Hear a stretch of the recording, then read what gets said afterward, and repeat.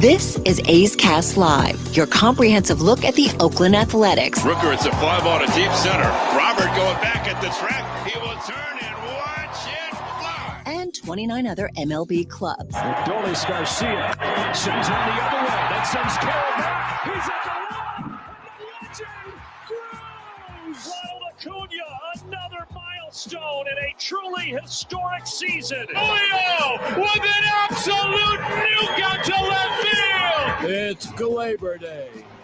And like a good Glaber, Torres is there. Join us as we take you inside the baseball universe. From humidors to Stuff Plus to walk-off dingers, we have you covered. Spend your afternoon with us, only on A's Cast Live. Here's Chris Townsend.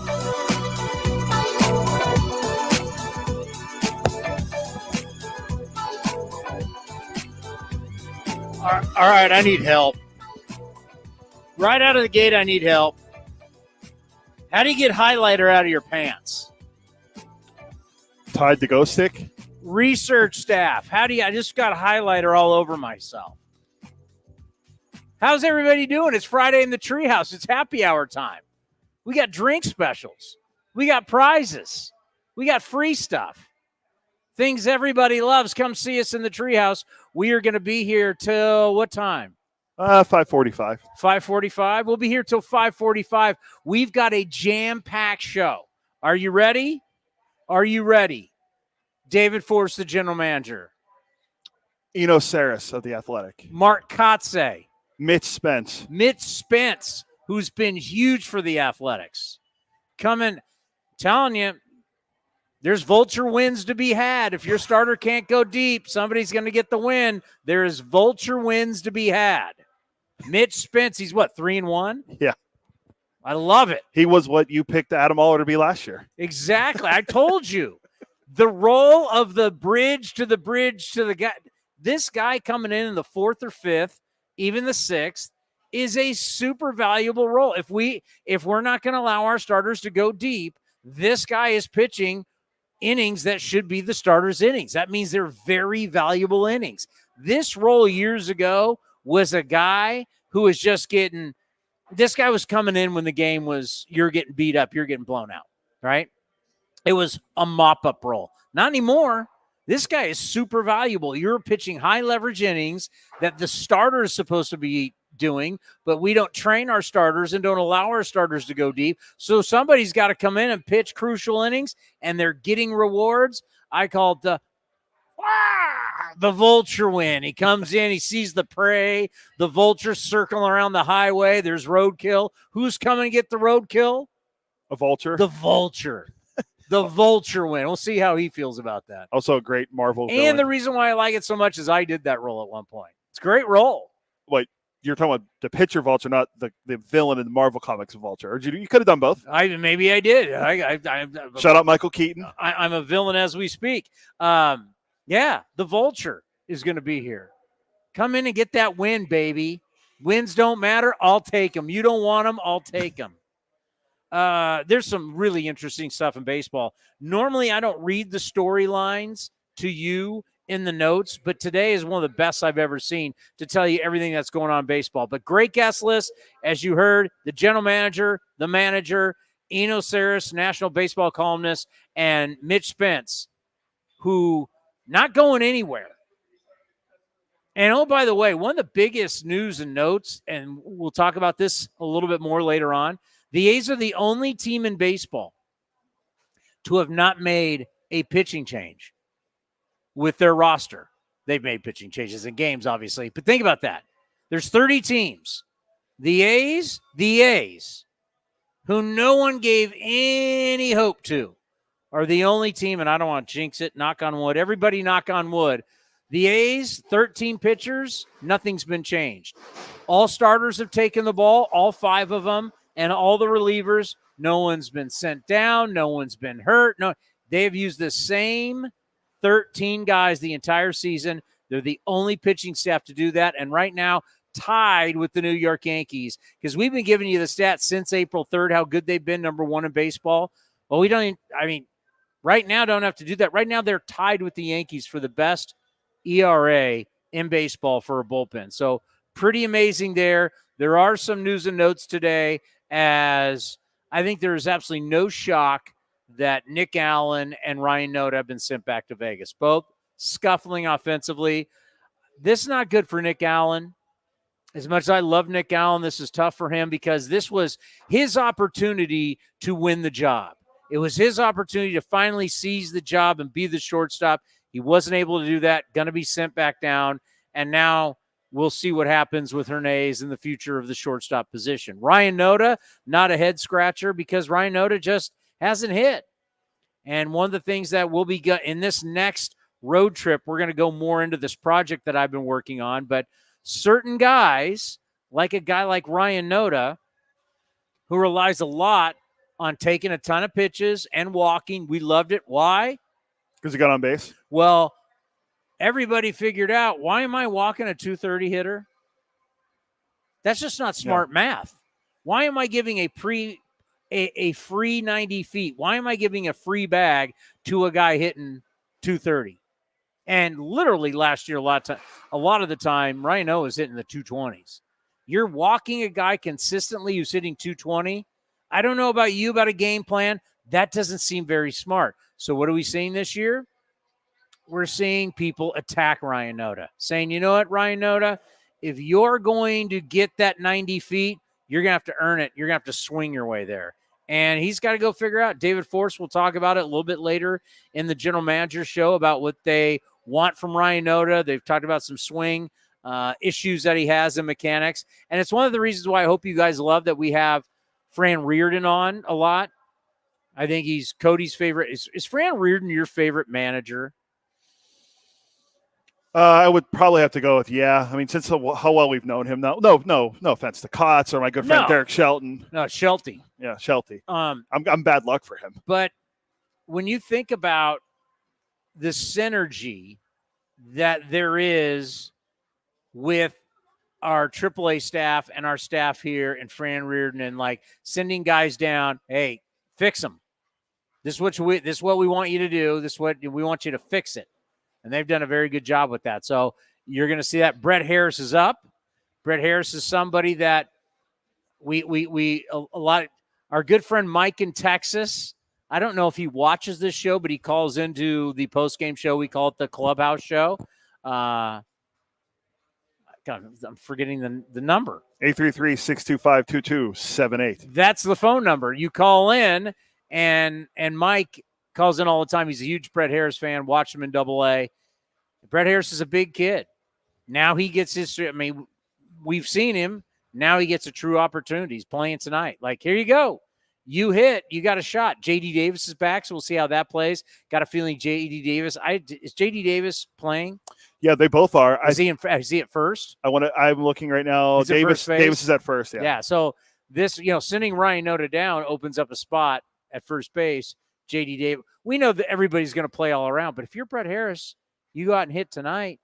Good chance you're in the lineup tomorrow, the day after, and the day after, and the day after. Here's your chance to season. Tyler Nevin season the moment. We'll get into that.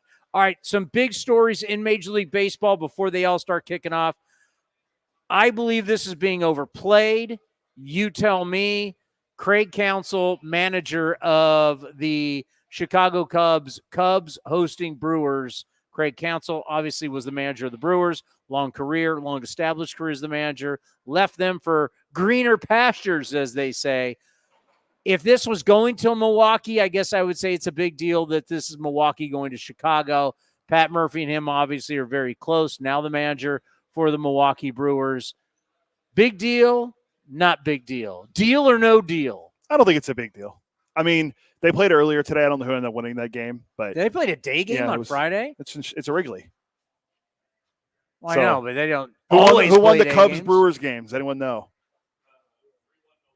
Oh, game one goes to Murph. Revenge series. How great is Craig Counsell? We don't need him. How great he makes? How much he make? He gets signed a 5-year, $40 million deal. It's a bust of a contract. $8 million a year for a guy that can't beat his old team. Seriously, you can't beat the Brewers. We don't need you. This is actually a really good story. By the way, they don't always play Friday day games in Chicago, do they? I'm not sure, but obviously they play a lot of day games. That's their tradition, but they didn't get licensed until like 1988, so Gunnar Henderson up against Ellie De La Cruz. Ellie De La Cruz of the Cincinnati Reds is on pace right now. I saw it last night. Don't quote me on the exact numbers, but I believe it's 42 home runs and 94 stolen bases. So if he stays on this pace, which is pretty hard to do, this will break the record last year of Ronald Acuna getting 40 home runs and 80-plus stolen bases. Let me retract the Mookie Betts for sure is the National League MVP. So I'm going to slow my own horses down on that because old Ellie let's just say Reds make the playoffs and Ellie De La Cruz hits 40 bombs and has 90 stolen bases. You're going to join who? Joe Morgan, Johnny Bench, Barry Larkin, and Joey Votto in the history. They may have some more. You're talking about Reds MVPs? Reds MVPs. Those are the most notable ones. Eric Davis didn't win it in 90, did he? Nope. Eric Davis. Larkin did, right? I said Larkin. Yeah. Joey Votto. I think Votto's the most recent to do it. So, yeah, I think those are the ones.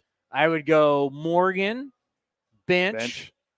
Votto, Larkin. And who else did I say earlier? That was it. No. Bench. Who else? Pete Rose. You ever heard of him? Oh, he's a good little player. You were worried about his exit velocity. You didn't think that 4,256 hits later, he'd still be one of the greatest players of all time. He was a great player. I remember him as a Philly. I just, as a manager, I like that he gambled on me. Well, here we go. I don't think it's too soon. No, it's not too soon on Pete. Pete Rose gambling jokes is too soon? Speaking of gambling jokes, people are making jokes last night. Dodgers blue carpet ceremony, something last night. Otani went up there in a suit that was not tailored, and someone said, Ipe robbed him blind. He couldn't afford a tailor. I don't think too soon. We'll ask Sarris has entered the building. We'll ask him some gambling jokes and see how he feels about that. How does that play on the Athletic? All right, so all-time Reds MVPs are Pete Rose, Joe Morgan, Johnny Bench, Barry Larkin, and Joey Votto. That's it? Is there anybody else who won it? Tony Perez ever win one? Tony Perez won one too? Jesus. George Foster, the great job. That's the year Foster at 52 home runs. And that's when guys were on steroids. Or I don't think guys were really yet. Brent Musburger, the great Brent Musburger, who I worked with the Raiders, told the story about how steroids, they were over there for it was like the Pan Am Games or the World Games, and that's when Americans really brought steroids over, and guys really started because they were in Europe, and they saw how it was changing the European athletes, especially like the Russian athletes and the German athletes. And Brent Musburger has a whole story about, this is, and like when he talks about it, it's not like he's like guessing. It's like he lived it and he's telling the story. And you're like, we're at dinner one night and you're just like, oh my God, Brent Musburger's telling me how American athletes started using steroids. It was Olympic style. It wasn't the Olympic Games. It's like the Pan Am Games or whatever. They brought them over, and that's when weightlifters and people started using it. And then it filtered into baseball, obviously. So when George Foster for the Reds, when I was a kid, hit 52 home runs, that was a legit 52.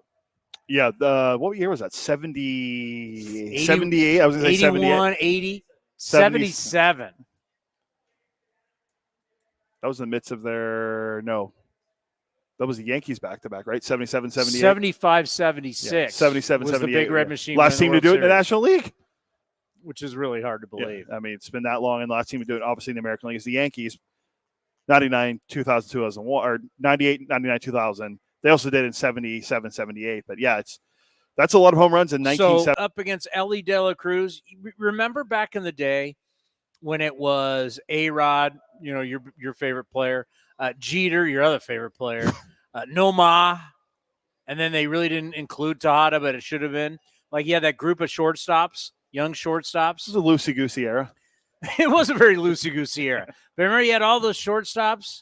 Who else? There was a picture of a bunch of them together without shirts on. It was so cheesy. But it was like the new short. Well, we may have a group of shortstops now that are better than that group athletically. I don't know if you're going to get to A-Rod numbers. A-Rod numbers are spectacular. But when you start looking at Gunnar Henderson, what he could be, Bobby Witt Jr., Ellie De La Cruz. I'm not going to put that hack in Pittsburgh who still can't hit. People in Pittsburgh are ripping him to shreds now too. Well, he's got to put up numbers. But we may have arguably the best group of shortstops in the history of baseball going right now. I'm not putting Mookie Betts in there because he's 31. Wow, I mean, the guy's playing shortstop. He's not a shortstop. It's fine that he's playing there, but I'm not putting him in the group of these young. We may have the most talented young group of shortstops we've ever seen in the history of baseball. Yeah, I mean, I guess this kid's about to go 40-90. Yeah, 40-90. It's very impressive. We're not throwing in Volpe or Corey Seager's aging now. So the Disney Prince, you like to call him. I mean, it's like you start doing stuff that no one's ever done before. There was a great thing on MLB Network last night. Willie Mays, check it. I think Willie Mays' birthday is on Monday. Willie Mays is the oldest living Hall of Famer, and he now has been for a couple of years. How old is he going to be? 93 years old. Amazing. I was stepping out for Eno to come on. Who? But so you've got 93 years old Willie Mays, and Tom Verducci wrote a piece, and Danny Glover, San Francisco, narrated it about Willie Mays. And you think about the greatness of Willie Mays. I mean, I don't know if Willie Mays is the greatest player of all time, but if you're going to have a conversation of who the greatest player is of all time, there's this elite group of guys that are up there. Willie Mays is in that conversation. Could he be? Yes. Is he one of them? No question. There's the Hall of Fame and the Hall of Fame players, and then there's that upper echelon of Babe Ruth, Hank Aaron, Willie Mays. I throw Ricky Henderson in there. Barry Bonds should be in there. Mickey Mantle should be in there. Ted Williams. There's that special group. But Willie Mays truly one of the greatest all-around players. I mean, the guy, he did absolutely everything. Power, speed. Well, that's kind of like what you're seeing with Ellie De La Cruz. It's unbelievable. So that's one of the storylines. Everybody's loving the Royals right now, and I do too. They spent more money than anybody in the American League this year. I hate to say this, Sarris. It's kind of like, remember, they've played the White Sox 7 times. So we have to kind of like, but I'm happy for Kansas City. One of the great storylines. And the schedule has a really outsized kind of effect of this early on. I mean, I thought that the Boston pitching staff was not as bad as people thought it was, and they're right now have the second best ERA in the league. But I'm not taking a victory lap because if you look at their schedule, it's been really easy. The Twins look to make it 11 in a row. How much, with all of your data, and you look at data every day, correct? Mm-hmm. That's your business. Mm-hmm. How much have you looked into the sausage and throwing sausage that's now rotting inside that? I mean, the preservatives will keep it for only so long. That sausage has not been refrigerated now for a long time. Like, this is the first celebration that's going to, create a problem in the clubhouse. Like, they're all going to have the runs. They're all going to miss a game or something. They're all going to get something's dramatically going to happen. Disease. Because they throw it to you, right? A guy's going to catch it, and then it's sprayed with some sort of gross water. Well, that the preservative stuff, that fluid is going to go all over you. Maybe it's eat your skin. Gross, dude. So gross. Do you credit the sausage for their winning streak? Well, I was talking about this a little bit on my podcast. A lot of people talk about it's like the not changing your underwear thing. It's like a superstition. That's also a gross thing that you should do. You should change your underwear more often. You should not throw around old meat. But I think what it is, I had a psychology degree. That's what I graduated with.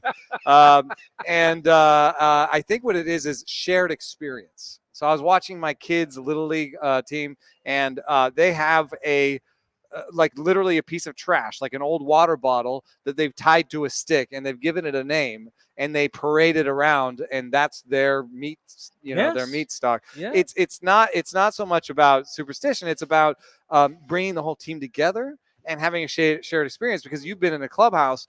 Sometimes in the clubhouse you have, a group over there, they're all speaking Spanish, playing cards. A group over here is all talking about their golf game.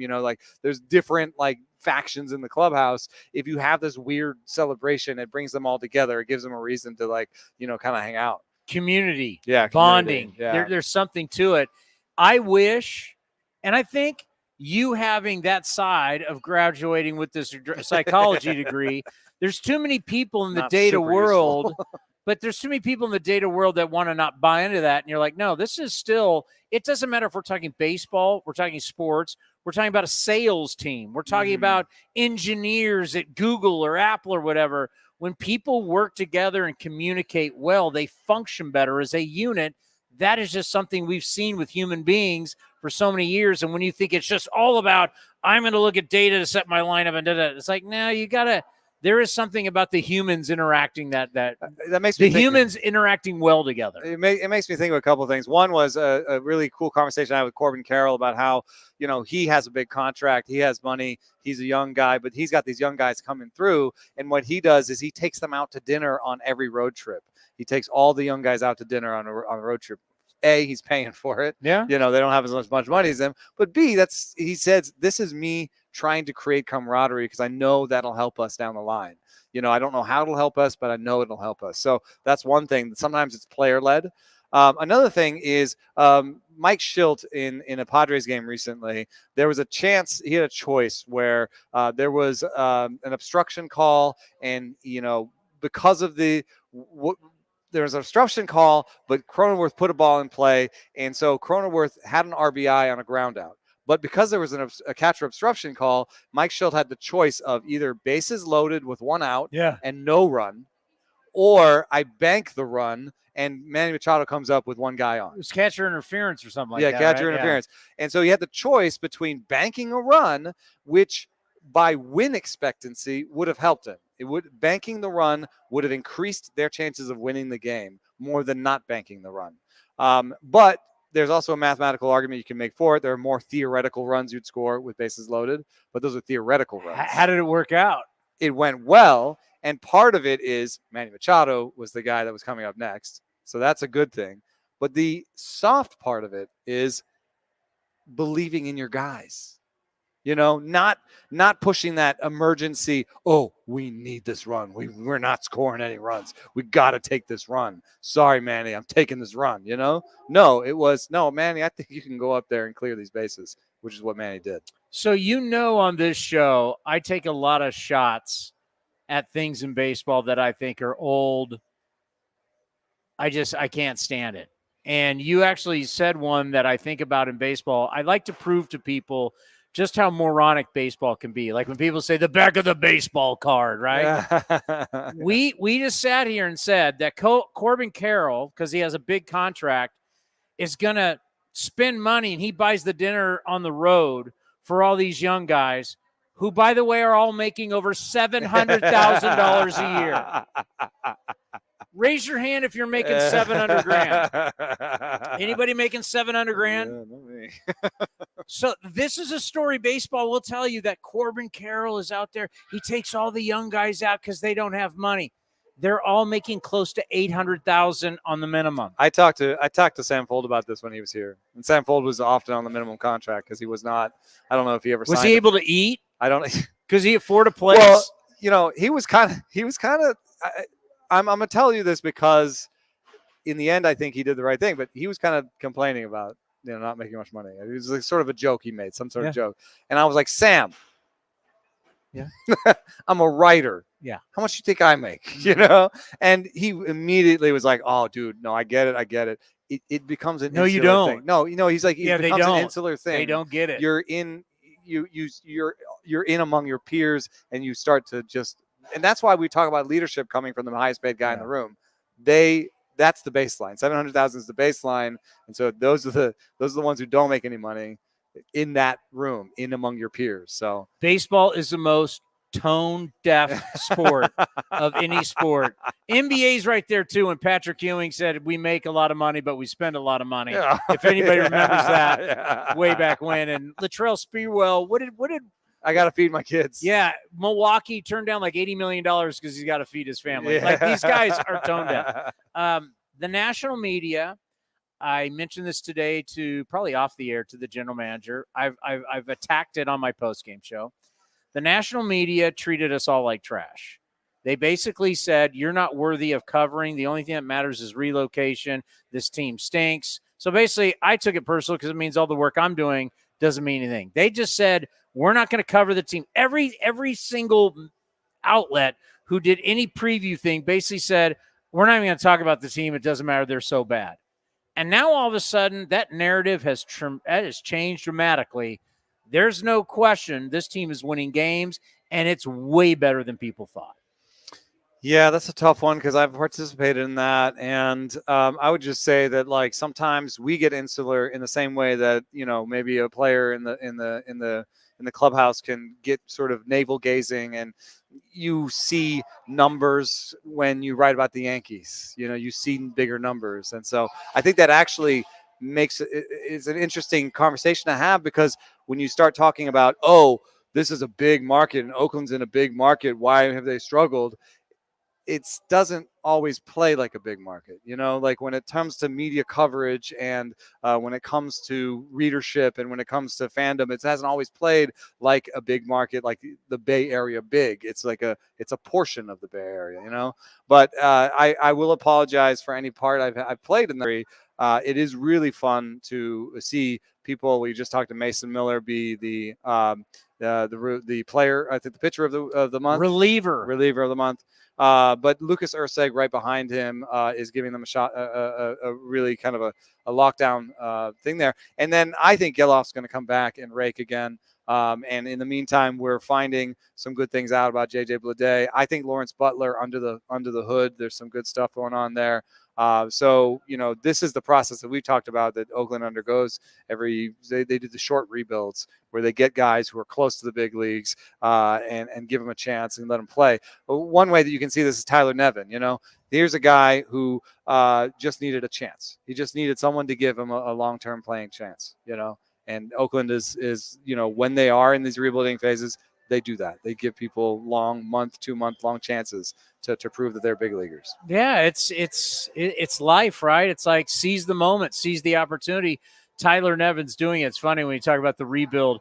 We wrote a couple words down before one show. It's like, well, maybe not a but maybe a remodel. Retooling, reload. I mean, there's so. They do it quicker here in Oakland than they do in other places. Something that, but sometimes you got to put this up against the Orioles. Okay, the Orioles did the deep. We're really bad, not spending any money. Oh, they scraped the whole land. Oh my God, and so what happens? Not even down to the studs. They took the studs out. You hurt your brand long term a little bit because no doubt. Because there are people who remember those years and will hold those against the Orioles and be like, I'm not going back because of what they did. You will lose fans. But now look, they got a lot of people in there and they got a lot of first round picks on that team. It's a lot of first and second round picks, a lot of high picks that they got through that tanking process. But they also did well with their drafting. Oh, right? and their player development is I think the class of the league now. We get a little so much on all the first round picks, like all of their guys, like third rounders, fourth rounders, and they've done even well. If you get high picks, you have to turn them into something. They got to work. Yeah, there are other teams. The Marlins have picked badly, have picked low, have picked high for a while, and have not turned those into pieces that are going to be there forever. I say this and I with a lot of compassion because I know how hard this is for so many different people, and we're living it. At the end of September, the A's are gone. This is the last season in Oakland, and then I just throw it to this whole major market thing, and something that I'll give to you because I've mentioned it a little bit because I've been thinking about it, and I know everybody else in the Bay Area is not. So once the A's leave, you've lost your second NFL team. You've lost your second Major League Baseball team. You're not as big a market as you think you are when you have one basketball team in San Francisco, one baseball team in San Francisco. The other two teams are in the South Bay. Yeah, I don't know why. You're down to 4 teams. And think about that. San Jose and Santa Clara. There's no team in the East Bay. Why do you think it is? I mean, in terms of market size, we should be rivaling LA and New York. We should be able to.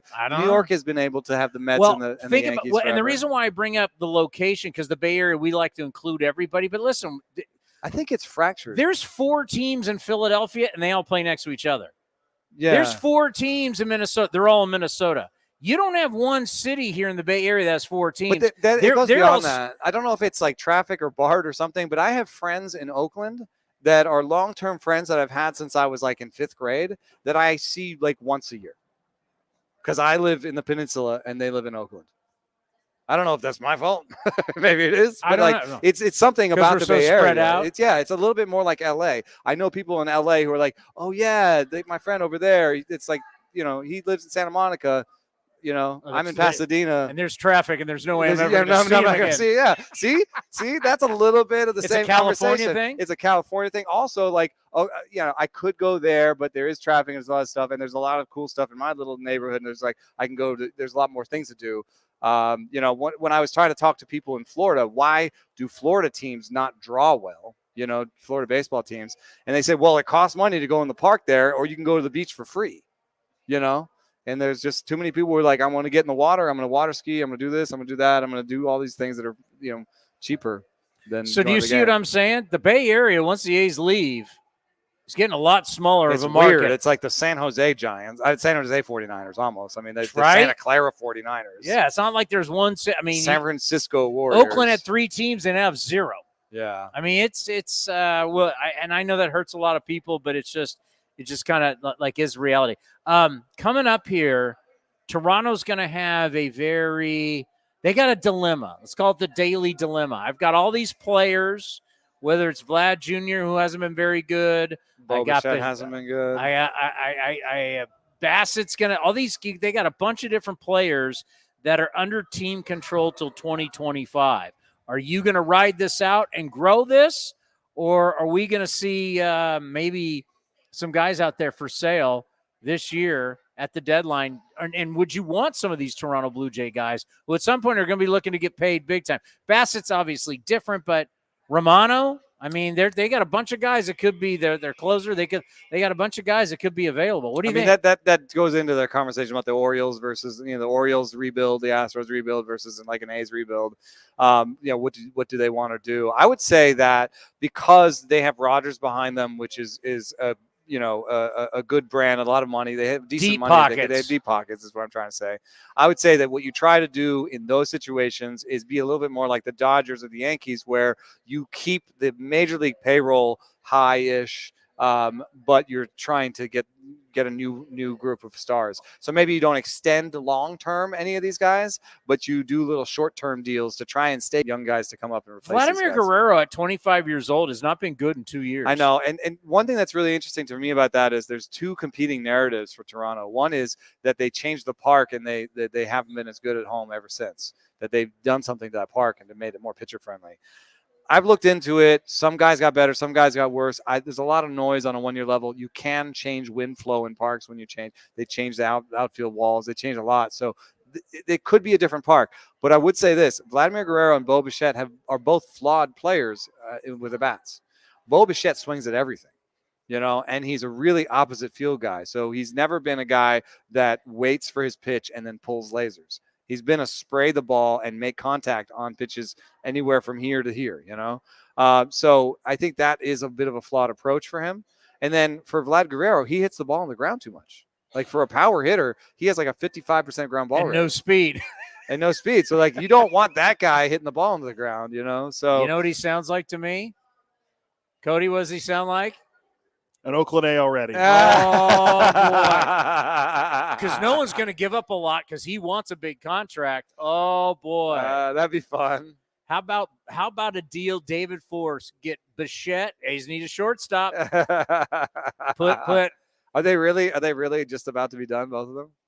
Huh? Are they both, their contracts are that close to being up? 2020, they're under team control till there's like 5 of them. It's Bichette, it's Guerrero, Romano, Bassett, and there's another guy. Can't remember which one. It's not Biggio, but there's somebody else. Free agents at the end of this year. At the end of next season. Oh, okay. Yeah, well, that makes them more expensive, so I don't know. I mean, I think they'll stay. Sorry. It's fun.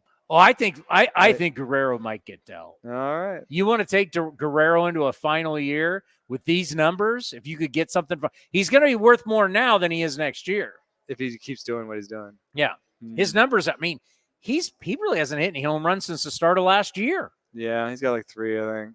Yeah, it's been really disappointing. I thought Vlad was lifting the ball more and was poised for a great season, but he's gone right back to hitting the ball into the ground. Sounds like an Oakland A already. All right, first start of the season. What's got you fired up? I'm doing a piece about bat speed soon, I think that'll be really interesting. There's some bat speed metrics coming to the public soon, so going to be playing around with those. I'm in awe of Ellie De La Cruz, like you are. I got a piece coming about Ellie De La Cruz. So. That's crazy, right? It kind of, and the reason it sparked Willie Mays for me, because Willie Mays was this guy who came onto the scene. Obviously, none of us were alive, but he comes onto the scene. You have to look at him. He's 5'10", hitting bombs, and he can run, and he can do everything. He's the guy. Who's that guy? What's that?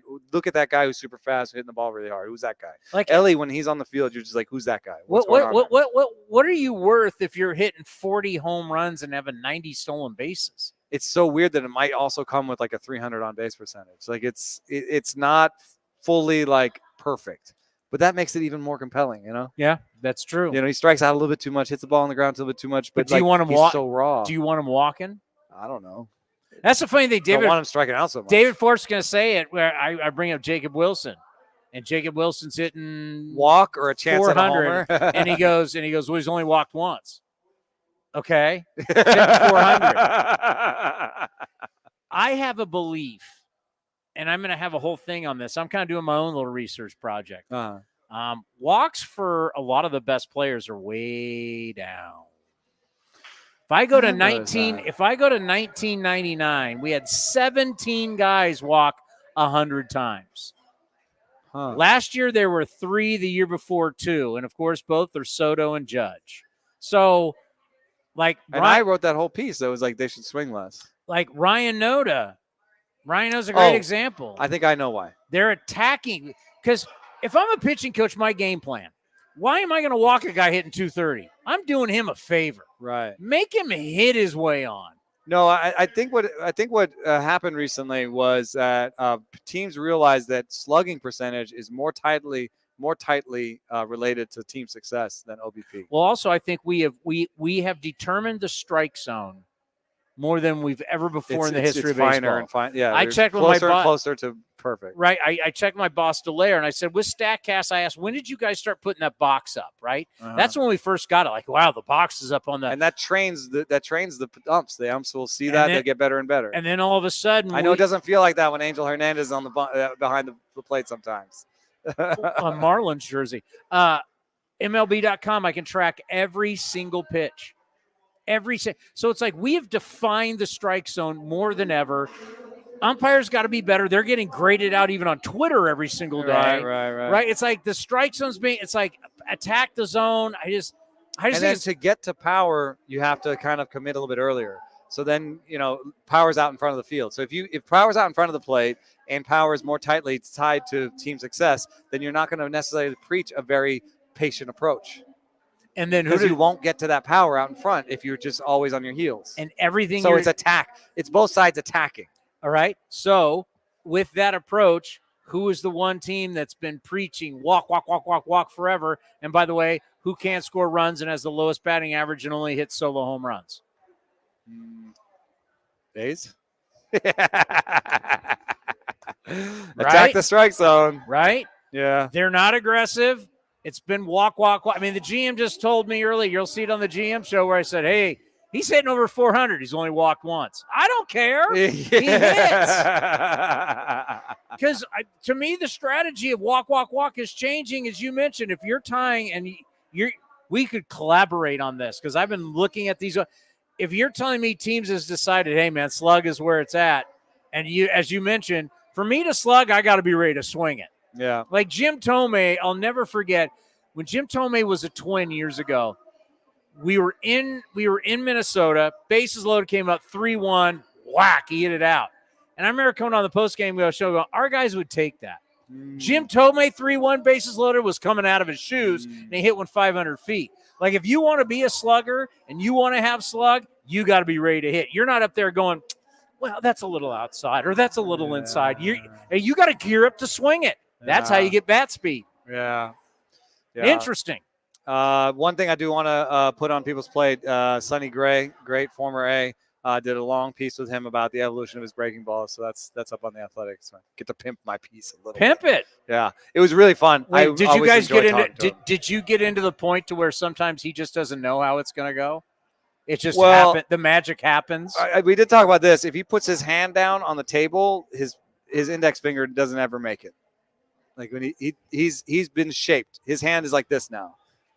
So he does this. It's like this because he's thrown so many breaking balls. He can't do this. I mean, maybe he can if he pushes it down, but it's like his resting hand is like that. Breaking ball. So yeah, what he's really tried to do over the years is refine that spray pattern. And he talked about how early on he had a real hard time not always knowing what it was going to do. Yeah, and so Stephen now, Vogt talked about that, catching him. Now he's like sort of separated out where he's got more of a true sweeper, a cutter, and the big curve that he's always got. When I think about Sonny Gray, and that's another thing that I always think about data, and to me, there's not enough context to data. There's certain guys that are able to do certain things in certain situations where it's not high pressure. Like we see guys, you can hit home runs when your team's down, but you never hit home runs when they matter, right? Yeah. I think Sonny Gray is a guy that we can't really, it's not fun to talk about, but a place like New York was a little big for him. Yeah, but and that happens with people. You were here, I'm assuming, when it was him against Verlander in the ALCS, and the whole place, Sonny, throwing 97 and throwing 97 all year. Where'd it go? Buzzing Torrey Hunter. Where'd it go? He did fine. He got ripped in New York. No, I'm saying in the game in the ALCS against the Tigers. No, so you're saying he can't do pitching, the big lights. He was in the big lights. It was here in the ALCS. That's different in Oakland. He performed. What? It's different at Oakland. There was 55,000 people here. Yeah, that's now. What? You don't think it's bigger playing for the New York Yankees under pressure? Day to day, yes. Yes. But you're saying that he That's what can't I'm step talking up about. and be in a big game, then he's done that.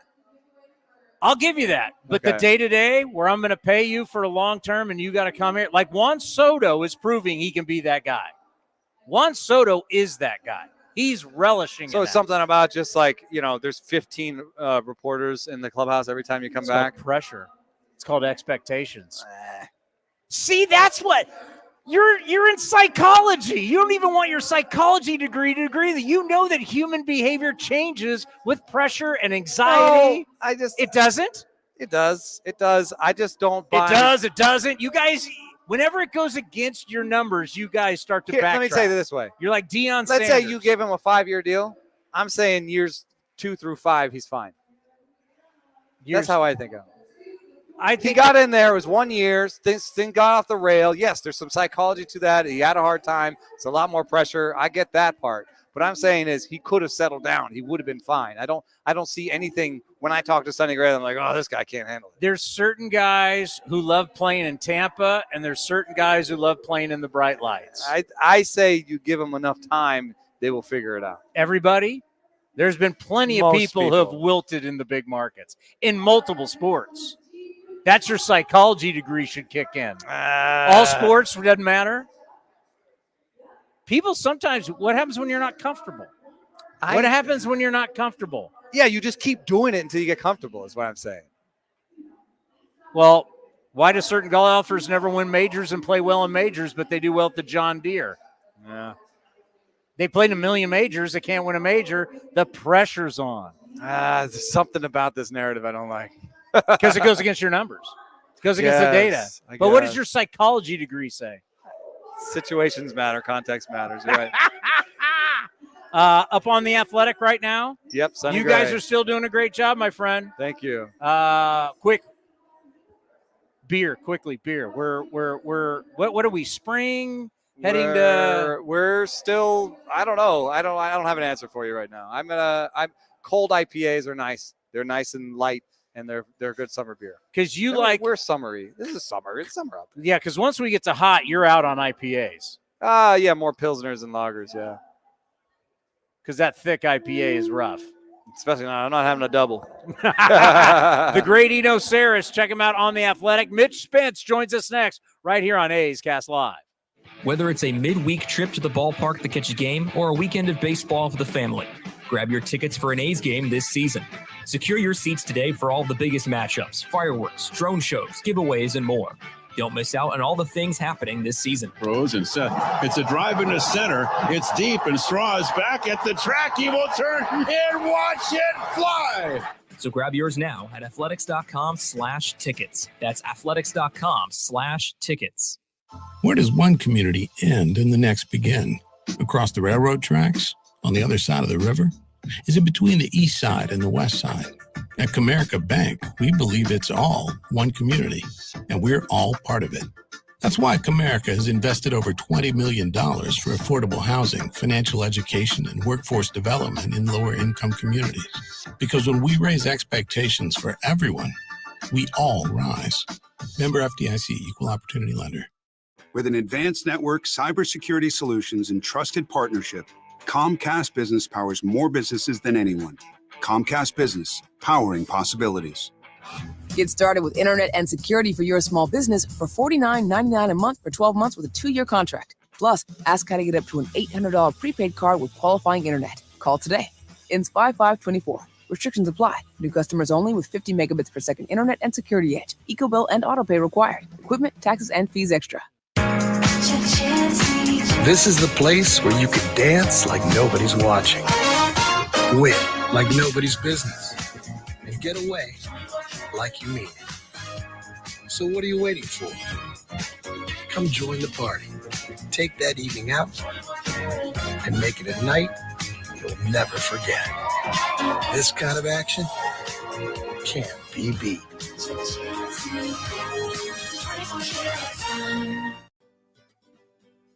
With the sunshine returning, it's time for golf, and more golf at Cinnabar Hills Golf Club. Cinnabar Hills is also your destination for great food with their beautiful renovated restaurant and quality craft beer selection at their full bar. Featuring a grass driving range and 27 championship caliber holes, Cinnabar Hills Golf Club is the best public course in the Bay Area. For more information, go to cinnabarhills.com. That's cinnabarhills.com.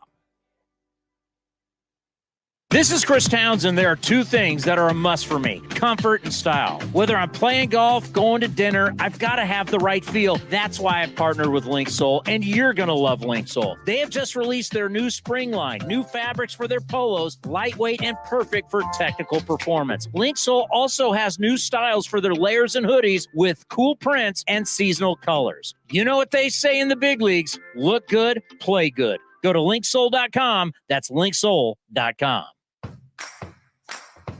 You deserve extra. Extra Mile is where you get it. You don't just deserve breakfast. You deserve extra fresh Mile 1 coffee just the way you like it. You deserve more than a quick bite. You deserve an extra satisfying array of hot foods, extra good snacks, and fountain drinks that help you go the extra mile. Plus, with Extra Mile rewards, you can earn free stuff.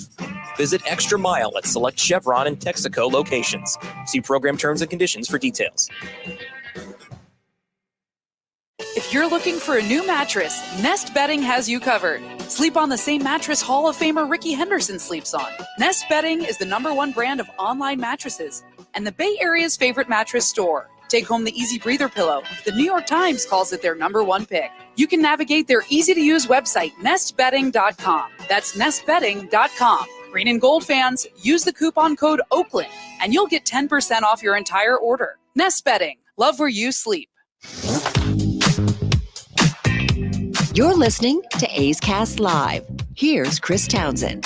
Well, we talk about it all the time, and we're going to mention it here a little bit later with Tyler Nevin and the manager of the team, the general manager. It's right place, right time in life.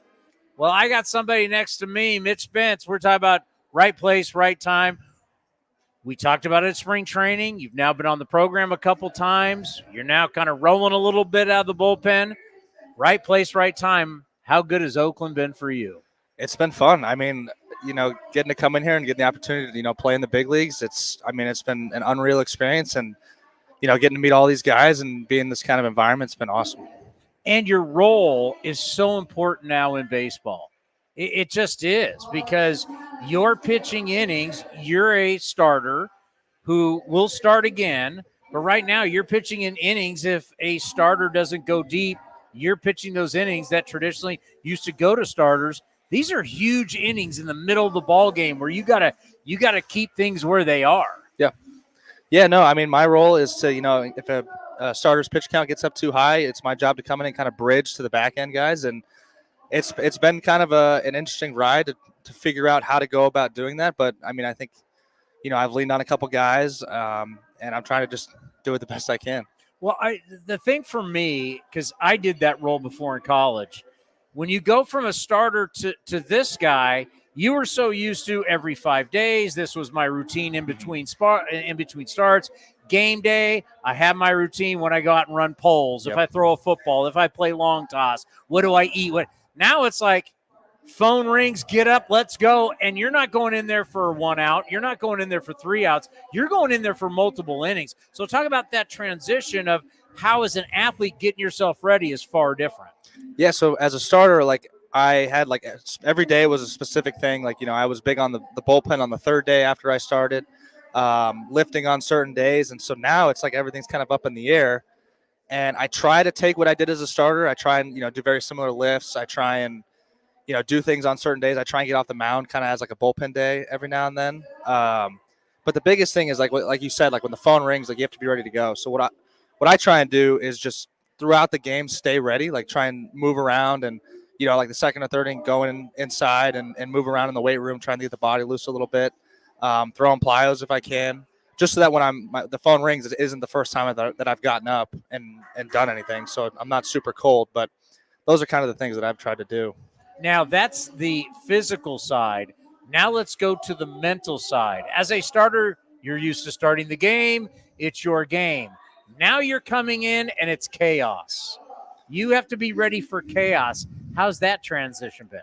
I mean, I try to just be the same pitcher, really. My biggest thing is just coming in and throwing a lot of strikes, getting weak contact, and that's really all I try and do. Try not to focus on, if there's runners on, obviously you got to hold them on and stuff like that, but really just coming in and trying to throw strikes, trying to get quick outs, and just getting guys out as quickly and efficiently as possible. That's really all I try and think about. Yeah, I had an old pitching coach that called them vulture wins, but they're both, because you're like, there it is, and you come and I mean it's still, because the win still means something to starting pitchers. I know all the analytics people try and tell you, so it's nice to still be a part of that, isn't it? Yeah, I mean, I know the wins and losses is kind of it's not as important as it used to be, but yeah, it's nice to get a couple wins every now and then, because then, I mean, obviously it means the team won, which is the most important thing. Yeah. But yeah, it's cool. So the A's are the only team, all 13 pitchers, the entire season so far. Really? Yes. The same staff the entire time? Same staff, same starters, Same relievers. Talk about this staff. I know you guys have gotten real close. Yeah, I mean, definitely down in the bullpen. We really keep it light. Everybody gets along really well, and it's just a fun environment that we have down there. Now, for you have to be ready to come back and be a starter, though. Have you thought about that? If something does happen, knock on wood, nothing happens to anybody, but if something does happen, there's a good chance, boom, you pop right back into the rotation. Have you thought about that? Not really. I'm kind of just trying, I'm being in this new role has really kind of taken all of my focus and stuff, just trying to make sure I can go out there and do my job every time. But I mean, I think my mentality wouldn't change if I were to go into a starting role. So I don't think it would be that hard of a transition, but the biggest thing right now is just helping the team the way that I can right now. Yeah, you look at the Minnesota Twins who are trying to make it 11 in a row. Kansas City's off to a good start, and the A's. I mean, we're becoming one of the major stories in baseball. That road trip was huge, splitting in New York. You know all about the Yankees, and then what happened in Baltimore, and then to come home and just take care of business against Pittsburgh. So just tell us, the conversations, the chemistry, the club, the overall clubhouse of the team, that all of a sudden the narrative isn't, oh, this is just going to be the worst team in baseball. You're not competing at a high level. Yeah, no, I think, we started off a little slow there, first couple series, and then we got on a little stretch there on the first road series, and then, now we're just starting. I mean, I feel like the entire time we've been playing really good baseball. If you go back and look, a lot of the losses we have are really close games, and now I feel like we're starting to put it together, and those close games are becoming wins. And it's a fun clubhouse environment right now. Guys, they're confident coming to the ballpark, and when the game starts, they just take care of business. And so it's a really good environment right now. Do you need to learn how to win close games? I think I don't know. I've only been up here for a month, so like it's different in the minor leagues. Like you just the games. I wouldn't say they don't matter, but it's all about development. Here, it's like I feel like guys are pressing. Like it's like you want to win, you want to be the guy that gets the big hit, and so you press a little bit, and then the results aren't there. But I feel like right now guys are a little more comfortable. They're confident, and so when they go up there, they do their job. How much are you enjoying the Mason Miller show? It's like he's playing a video game. Like it's unreal. Like he comes in and it's just he strikes everybody out. Like it's not fair. I mean, it's a lot of fun to watch. And he's like, it's not like he's breathing fire down there, Goose Gossage. I mean, he's a low key guy that just happens to grow. It's all internal. Like I mean, if you talk to him in the clubhouse, he's super laid back. But then when he gets out there, there's something in him that comes out, and you're not beating him. And it's cool to see. I mean, it's crazy. It's how do you even prepare to hit 103? I don't know. I feel bad. Like when we're like some of the guys that come off the bench, like the late inning guys that come in and getting that bat at the end of the game. It's like, you prepare all day. It's like, I might come in and get that bat at the end of the game, and then you got to face him. It's like, good luck. I mean, And then Lucas Erceg has thrown the ball so well too. Yeah, I mean, those two guys right there are one of the best 1-2 combos I would say in the league. Like I mean, the other night against the Pirates, they struck out the last 6 hitters. It's just not. It's unfair with the stuff that they have. Well, I've been very impressed ever since I talked to you down at spring training. I know you probably don't remember, but it's what you said when you said, I want to make them have a tough decision. That's what you said, and you've done that. And not only have you done that, but you've shown everybody in baseball you deserve to be at this level. So congratulations. Thank you. You've had some great success. You're going to be a starter in this league for years to come. Right place, right time. Yeah, this is the right place, right time for you. Yeah, thank you. Great stuff. I appreciate it. Thanks for having me on. We got more coming up next right here on A's Cast Live. Where does one community end and the next begin? Across the railroad tracks? On the other side of the river? Is it between the east side and the west side? At Comerica Bank, we believe it's all one community, and we're all part of it. That's why Comerica has invested over $20 million for affordable housing, financial education, and workforce development in lower-income communities. Because when we raise expectations for everyone, we all rise. Member FDIC, Equal Opportunity Lender. Whether it's a midweek trip to the ballpark to catch a game or a weekend of baseball for the family, grab your tickets for an A's game this season. Secure your seats today for all the biggest matchups, fireworks, drone shows, giveaways, and more. Don't miss out on all the things happening this season. Throws and set. It's a drive into center. It's deep, and Straw is back at the track. He will turn and watch it fly. So grab yours now at athletics.com/tickets. That's athletics.com/tickets.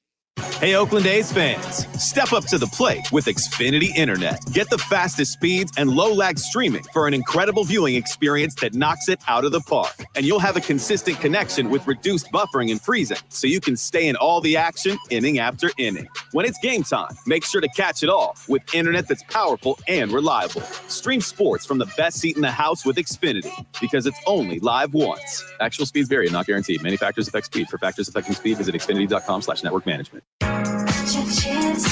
This is the place where you can dance like nobody's watching, win like nobody's business, and get away like you mean it. So what are you waiting for? Come join the party. Take that evening out and make it a night you'll never forget. This kind of action can't be beat.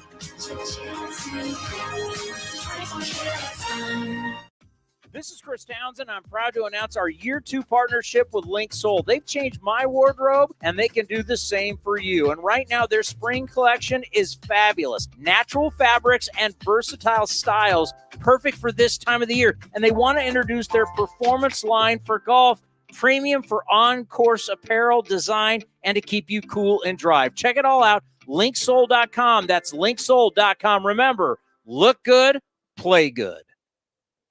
With more sunshine returning, it's time to get outside and make the most of what Cinnabar Hills Golf Club has to offer. Like 27 championship caliber holes tucked in the beautiful hills of San Jose. And take advantage of their amazing Bay Area views for your next special event. It's all for you at Cinnabar Hills Golf Club, an award-winning venue designed to peacefully take you away from the bustle of Silicon Valley. Go to CinnabarHills.com. That's CinnabarHills.com. If you're looking for a new mattress, Nest Bedding has you covered. Sleep on the same mattress Hall of Famer Ricky Henderson sleeps on. Nest Bedding is the #1 brand of online mattresses and the Bay Area's favorite mattress store. Take home the Easy Breather pillow. The New York Times calls it their #1 pick. You can navigate their easy-to-use website, nestbedding.com. That's nestbedding.com. Green and Gold fans, use the coupon code Oakland and you get 10% off your entire order. Nest Bedding, love where you sleep.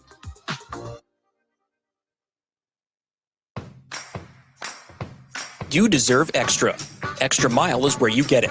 You don't just deserve breakfast. You deserve extra fresh Mile 1 coffee just the way you like it. You deserve more than a quick bite. You deserve an extra satisfying array of hot foods, extra good snacks, and fountain drinks that help you go the extra mile. Plus, with Extra Mile rewards, you can earn free stuff. Visit Extra Mile at select Chevron and Texaco locations. See program terms and conditions for details. If you're looking for a great place to eat and watch games, go see our friends at the Chicken Pie Shop of Walnut Creek. The Chicken Pie Shop is one of the hottest restaurants in Walnut Creek. You're not going to find a better menu, and come try their world-famous chicken pie that has been served in Southern California for 86 years. Spacious indoor and outdoor dining, perfect for your next private party or corporate event. Don't forget free parking. For more information, go to chickenpieshopwc.com. That's chickenpieshopwc.com.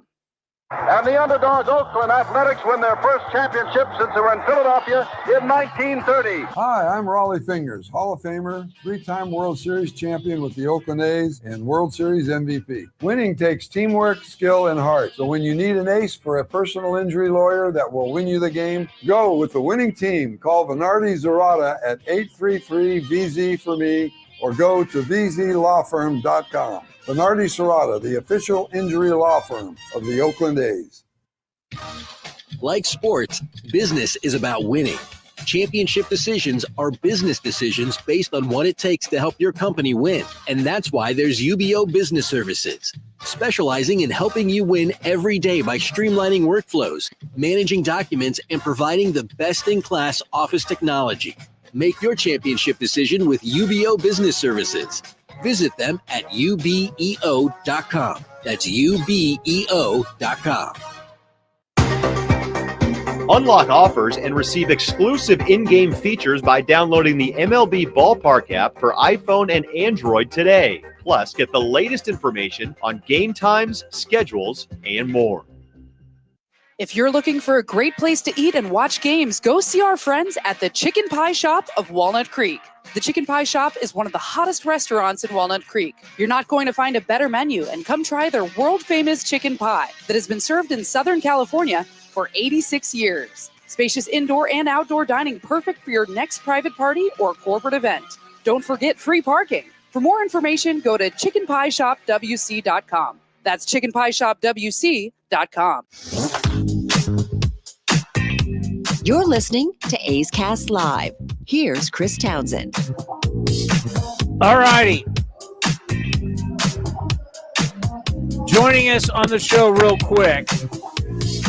You hear him on the post-game show, the A's Clubhouse show. Road Trip Mike. This is Road Trip Mike. And I forgot I did give you that nickname. Yes, you did. And I am so proud to have it. What year was that? Oh, I want to say 1920, right around there, 18, 19, 20. Well, it's amazing your journey around the country, how much you drive. Well, I mean, the games that you come to here, but then you go on the road and you go to like almost every series. It's amazing. It's been incredible. I mean, anytime you get a chance to see these players and see them interact with the fans and do that, you just want to do it more. And I feel very blessed that the opportunity to see them on the road. So that is why I upped my game from, it started with 20, then we went to 40, last year 60, and then this year it's all 81. And you're doing every game on the road? I'm doing every road game this year. Well, the thing that I love about your journey is the fact that you do the city that you're in. Absolutely. Like you're going to, whether it's museums or like you were on a boat in the Potomac and you're calling me from a boat. Like it's like you're out doing tourism things. You're seeing the cities and going to the baseball games. Well, you go to these cities, you're blessed to see the baseball, but every city in this country has something. Yes. And you might as well see it and It has enjoy history. it. Yes. Yeah. And I've been called a history nerd from time to time. But you know what? I'm driving down in North Dakota on the way to a game, and I see a sign for a missile silo that's been closed since 1980. Who doesn't want to tour that? Looked like they picked up and walked out. Mississippi, it was the Evel Knievel Museum. The great Evel Knievel. And then you go to cities like Baltimore, New York, and these things. There's always some little nugget that you can see that I love sharing with everybody. And you never know when you're going to find that one place that someone really it touches their heart to go to. And that's what I'm trying to do. I've always done that, traveling with teams, whether it's been the A's or the Raiders, because you're solo, right? Like now, if I'm traveling with my wife and my kids, there has to be an ultimate plan. When you're solo, I would always check to see, like, what do I need? I would Google top 10 things to do in X, and I would look at the things, and like in Kansas City, I would go to the World War I Museum. I'd go to the Negro League Museum. I would go to the Jazz Museum. I mean, every city has. I don't care even Cincinnati. No offense, even Cincinnati had interesting things to do. Yeah, I'm looking forward to getting some chili in Cincinnati. In Kansas City, you got to stop at, used to be Oklahoma Joe's, then it was Joe's, now it's Kansas City Joe's Barbecue. The flash fried ribs are the best ribs I've ever had in my life. They just fall off the bone. It's incredible. Best barbecue in the country. I love that there. But you see all these things in this and these cities we go to, and it starts with a plan. We start with a plan of the schedule comes out, and I'm like, this is what we're going to do. And next year, and we're going to be in Sacramento, which is 7 miles from my house. And like I told Dallas Braden, you're going to see me on the road. I'm not stopping this. This is fun. I will see home games, but to see how many home games do you do a year? About 20, 25. And you're going to do 81 road games. Yes. And we are going to go to Notre Dame together. Notre Dame, Stanford. It's on the 12th of October. 12th of October, and get you set up. Let you play some golf there on the University of Notre Dame. He brought me today. I'm super excited. I'm going to put this on my golf bag. How cool is this? If there's that plaque as Notre Dame football players come down, they hit it. Play like a champion. Play like a champion today. I'm putting this on my golf bag. I'm excited. Grew up a Notre Dame fan. Obviously, I've had family that's been to Notre Dame. I grew up in Catholic school.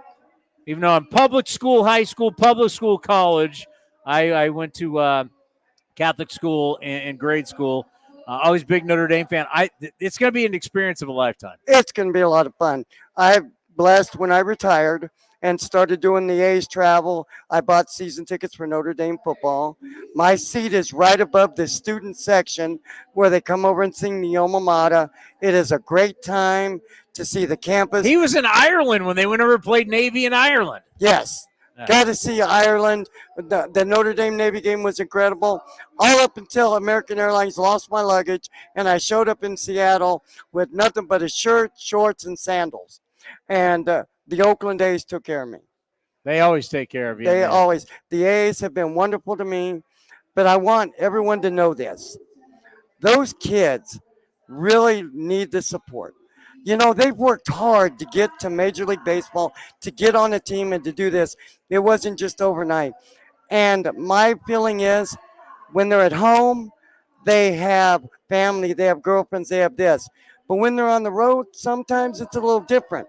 So they can look in that stands and see me, and I have a face for radio, not TV, and know that I got their back. And that's the important thing. We have their back no matter where they play, where they're going to do, what their future is. And that's the way I love seeing these A's. As long as they put on an athletics jersey, A's jersey, I don't care where they play. I'm going to support them. Love it. Where you, Cody? Where do you want to go? You want to go GM or you want to go manager?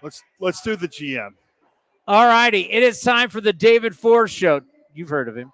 Yes. The general manager of the Oakland Athletics. Good to see you. Enjoy the game today. Here is the general manager of the Oakland Athletics, David Forst. Time for the general manager show right here on A's Cast Live. David Forst, how are you doing? You should be doing real well right now. We just had a nice off day, so that always helps. A little marination day to take in the sweep. So, yeah, doing great. So me on the off day, I took a real off day, and when I went out and played golf, I lied about what I did for a living, so no one would ask me. So are you able to step away, because you still have minor league games going on, are you able to step away and really take a day off? I had a couple hours yesterday where I went and worked out and went in the hot tub. So, sure. I had some budget meetings in the morning, so not a full day off, but my guys went and played golf and didn't invite me. But but otherwise, yeah, it was a nice day off. How are you feeling after the way this team's really turned it around after the start? We had a really good road trip. You know, it was going to be tough regardless. 3 basically first-place teams. I thought splitting a series in New York and taking a series in Baltimore was a really good sign for this team.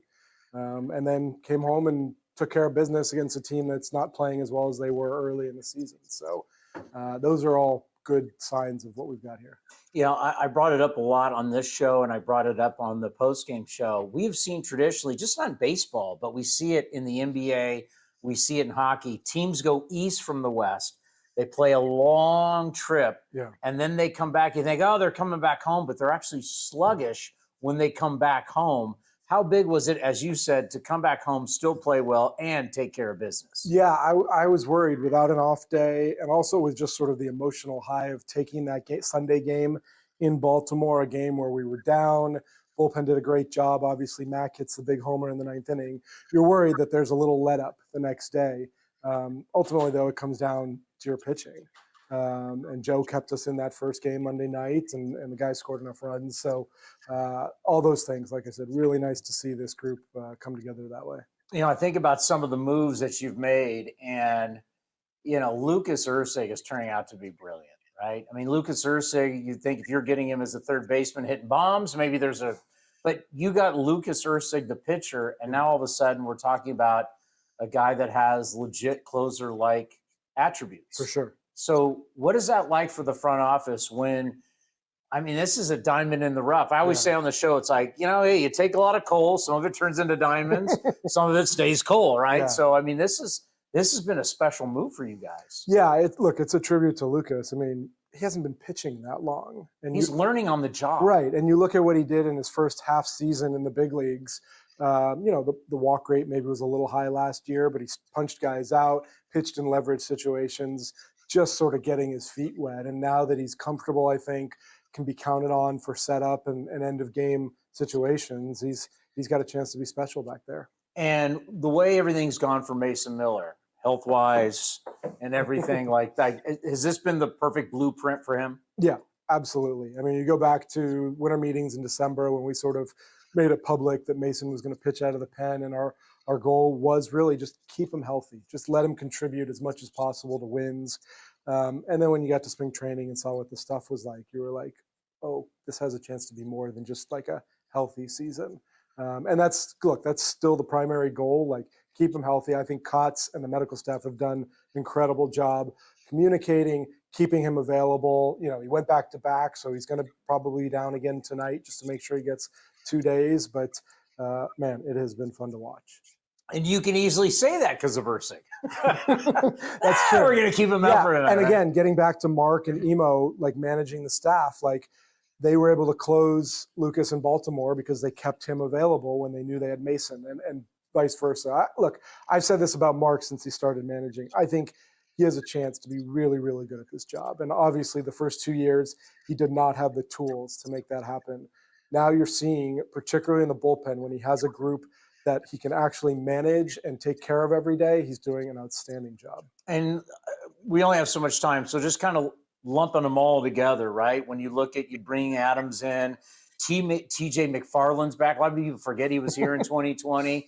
A role that means a lot to me because I did it at one point. When you start talking about the guy that's got to come in the 4th, 5th, and 6th, very valuable. Spence and Mueller have been fabulous. I mean, the entire bullpen, just talk about the entire bullpen just being so stellar. Yeah, the unit has been great. I mean, we talked coming out of spring training about keeping essentially 2 long guys because of what we went through last year early in the season when, starters were either, getting blown out in the 2nd or 3rd, or, because it was early, they weren't stretched out and we're going 4 or 5 and diving.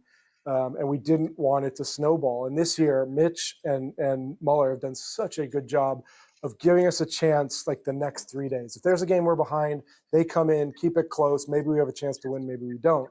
But the next 3 days, everybody's available and we still have a chance to win. And that has been huge. And when you guys are looking at, let's just say, this could be with position players too, but when you're looking at your pitching staff, we look at it like who can pitch and, oh my God, these guys are coming, but guys are out of options. Mitch Spence is a Rule 5 guy. Because at some point you're going to have Ken Waldichuk. We've been seeing him throw the ball out here in his rehabbing.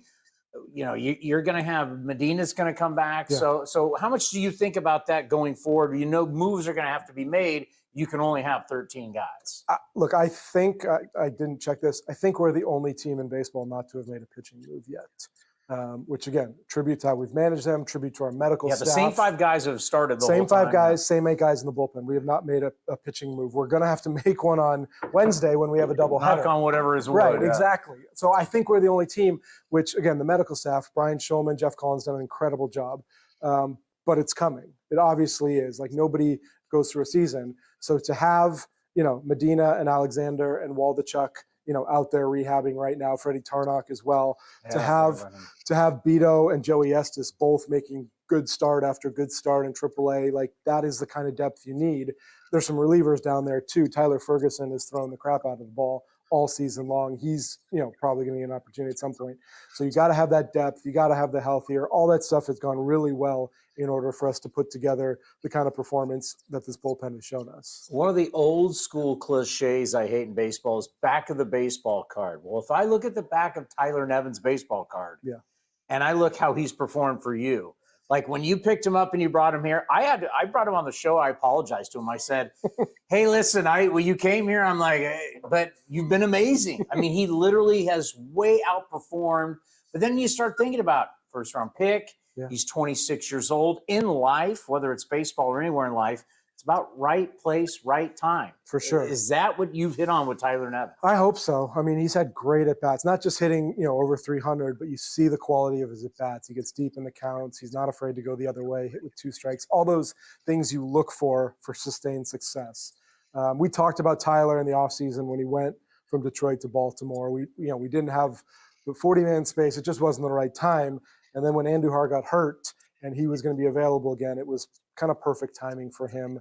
This is a kid who Kotsay has known since he was like this big. Obviously, Kotsay and Phil go way back. We have some history. We know the family, like all these little things that make you feel comfortable about a move.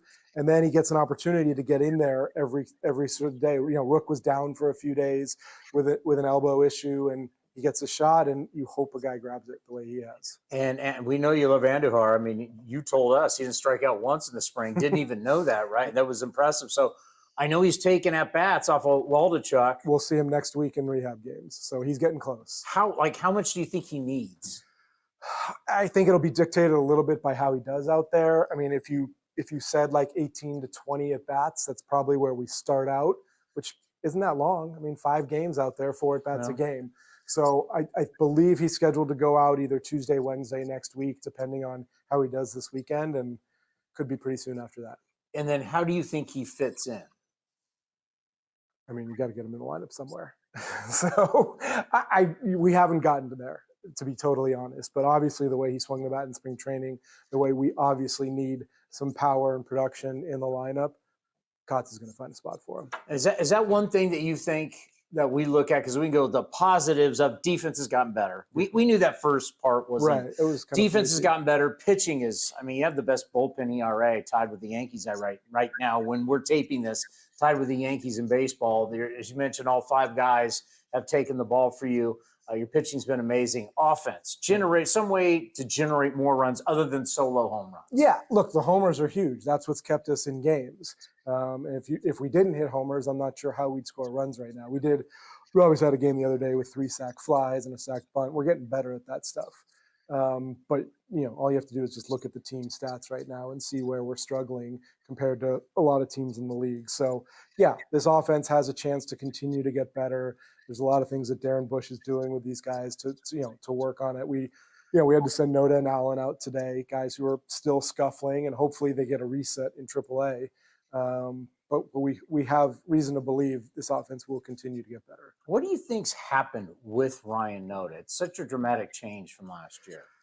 It is. I mean, look, the ball's not falling in for him. The walk rate's the same. The strikeout rate's about the same. There are some mechanical things that we've identified about his swing and his stride, and hopefully he can work on those things. It just, the difference is the ball's not falling. He hit that one 108 miles an hour the other day, right into the right fielder's glove. Like, when you're going bad, those things don't fall for you. So, like I said, this is a reset for Ryan. He knows who he is, and hopefully it's a short stay there. Talk about the process of, and we've talked to Fran Reardon about this, where you call up Fran and say, this is what we want him to work on. Talk about how when you're sending a guy down and you want that reset, how that communication goes. Yeah, I mean, and it's not me. It's Mark and his staff. I mean, Darren does a great job communicating with Brian McCarn. Emo talks with Brian Corey. Like, there's a lot of synergy there between the staffs, and they have to communicate to let them know, like, what is the routine here? What does it need to be there? Like, what have we identified? We have some tools here that they don't have down in AAA. The Kinetrax machine, the StatCast data, like some of those things that we really grind out. We got to share that with them and make sure they know exactly what we're seeing.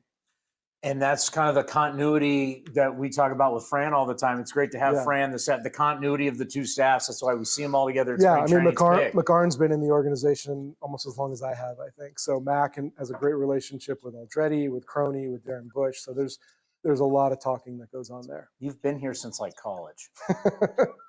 I know. It feels like twice. Was this your first job out of college? I mean, your first real job? I did some substitute teaching and gave some hitting lessons. You were a substitute teacher? You got to get by. Now, were you the strict substitute teacher, or did you be like, hey, you guys are doing whatever? Yeah, I was more the latter. You gave hitting lessons, huh? I did. Speaking of hitting lessons, Brett Harris. Yeah. I know a lot of people have liked Brett Harris. It was sad the way kind of last year ended for him, getting hit in the face. Yeah. But there's a lot of people who think he could be the future at third base. I'm not going to put that on him. That's a lot of pressure. But tell us about Brett Harris and what you think about his all-around game. He's a big kid. He is. This is going to be a good opportunity for Brett. He's going to come up and play third base. Obviously, you talked about the defense earlier. Like, that's a spot where we think he can really help. Hit down in the lineup, so there's not a lot of pressure on him. But he's swung the bat really well against both right and left in Vegas so far. And again, we'll see how long, obviously, with those guys we talked about coming off the IL, hopefully Zach along with Miguel sometime soon. We'll see how long this stint is, but it's an opportunity for him, see what it's like up here, take some at bats, and in a spot where we really need the help right now. And let's end on this. There's still that kid down at Midland that makes a lot of contact, and we've been following him every day. We recently had him on the show, and we're like, wow, bat to ball skills. It's so interesting. Like, we want everybody develop. Some guys they can move quicker than other guys. Yeah. Did you ask Jacob if he was going to walk more than one time? No. Okay. I love he's hitting 400. We're walking, I'm hitting. We don't even what I'm walking for. That's true. You can't walk out of Midland. No, Jacob's gotten off to a great start. It's been fun to watch. Grady was there all last week and just raved about everything, both sides of the ball. And he'll have a chance to move soon enough. But for right now, like you said, hitting close to 400 in the Texas League, playing every day at shortstop, it's been fun. Let's end on this. Are we starting to? I know everybody's starting to. The draft will be here before you know it. It's not June anymore. It's the All-Star break. I know we wish it was earlier, but it is what it is. And then you start thinking about moves to be made to potentially better the team. Is this one everybody's kind of circling the wagons and kind of getting ready for things that could be coming down the line? Well, it's certainly the draft. I got out last week a few days and saw some players, which was fun, and constant communication with Eric and his group. We still have a lot of guys to get healthy here. Before we start thinking about external moves, I think, we've talked about Miguel, Zach, Alexander, Medina, Newcomb. Like, let's get all these guys healthy, hopefully by the end of May, see where they fit in. And then after that, maybe you start thinking about anything externally. Great stuff. We'll talk to you soon. All right, Towny. That's the General Manager Show right here on A's Cast Live. This is Chris Townsend. I'm proud to announce our year 2 partnership with Link Soul. They've changed my wardrobe, and they can do the same for you. And right now, their spring collection is fabulous. Natural fabrics and versatile styles, perfect for this time of the year. And they want to introduce their performance line for golf, premium for on-course apparel design, and to keep you cool and dry. Check it all out, linksoul.com. That's linksoul.com. Remember, look good, play good. Whether it's a midweek trip to the ballpark to catch a game or a weekend of baseball for the family, grab your tickets for an A's game this season. Secure your seats today for all the biggest matchups, fireworks, drone shows, giveaways, and more. Don't miss out on all the things happening this season. Rose and Seth. It's a drive into center. It's deep, and Straw is back at the track. He will turn and watch it fly. So grab yours now at athletics.com/tickets. That's athletics.com/tickets. Hey, Oakland A's fans, step up to the plate with Xfinity Internet. Get the fastest speeds and low-lag streaming for an incredible viewing experience that knocks it out of the park. And you'll have a consistent connection with reduced buffering and freezing, so you can stay in all the action inning after inning. When it's game time, make sure to catch it all with internet that's powerful and reliable. Stream sports from the best seat in the house with Xfinity, because it's only live once. Actual speeds vary and not guaranteed. Many factors affect speed. For factors affecting speed, visit xfinity.com/network management. If you haven't been to the Chicken Pie Shop in Walnut Creek, what are you waiting for? You're going to love the new menu, and it's a great place to watch all the games. Come taste their world-famous chicken pie that has been served in Southern California for 86 years. They have a new spring menu with special dishes and a full bar with new delicious spring cocktails. Spacious indoor and outdoor dining, perfect for your next corporate party or birthday celebration. Don't forget free parking. For more information, go to chickenpieshopwc.com. That's chickenpieshopwc.com. If you're looking for a new mattress, Nest Bedding has you covered. Sleep on the same mattress Hall of Famer Ricky Henderson sleeps on.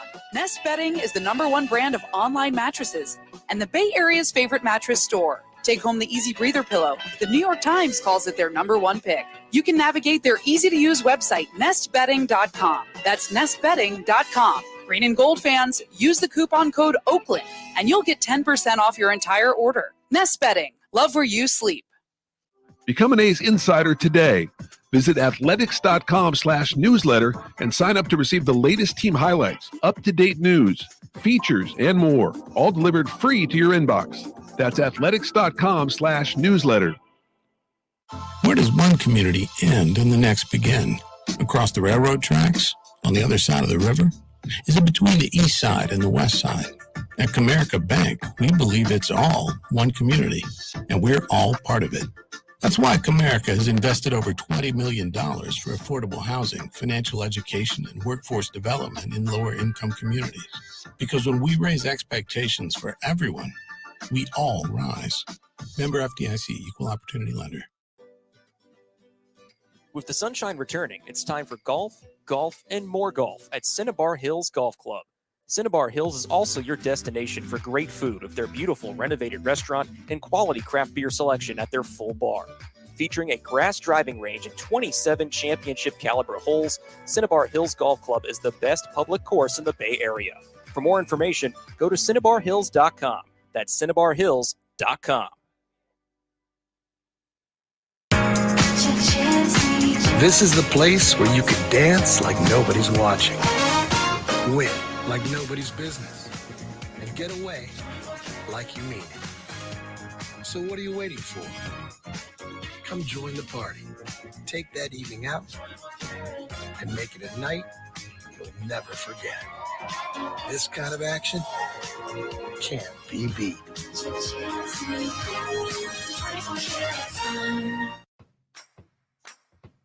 You deserve extra. Extra Mile is where you get it.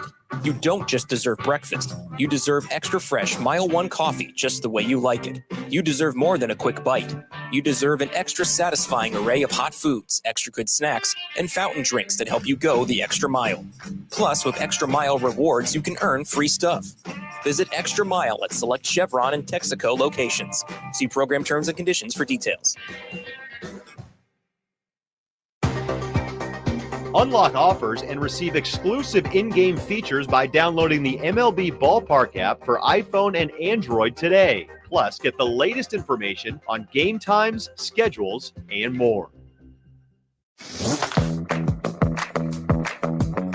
Now back to A's Cast Live. Here's Chris Townsend. All righty, tomorrow's giveaway, right? This tomorrow, May the 4th. Tomorrow the 4th? Yes, tomorrow's May the 4th. All right, the bucket hat is pretty sweet because you can go reversible. dark side, or you can go with the green and gold side. Chewbacca,